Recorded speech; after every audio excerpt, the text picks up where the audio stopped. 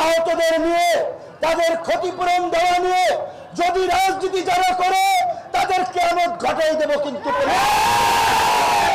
এখন পর্যন্ত এই সরকারের বিরুদ্ধে কোনো ওইভাবে বক্তব্য দেই নাই। সরকার বিব্রতকর হয়, সরকার বিপদে পড়ে, প্রশাসন বিপদে পড়ে।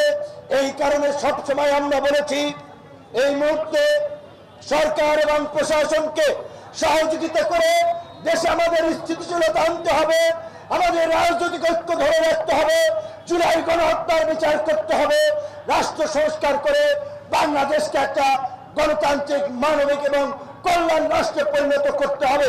এই জাতীয় ঐক্য যাতে বিনষ্ট না হয় সেজন্য কোন রাজনৈতিক দলের বিরুদ্ধে আমরা বক্তব্য দেই না, স্লোগান দেই না, সরকারের বিরুদ্ধেও তেমন দিচ্ছি না। তার মানে এইটা নয় যা ইচ্ছা তারা তাই করবে আর আমরা তা মেনে নেব।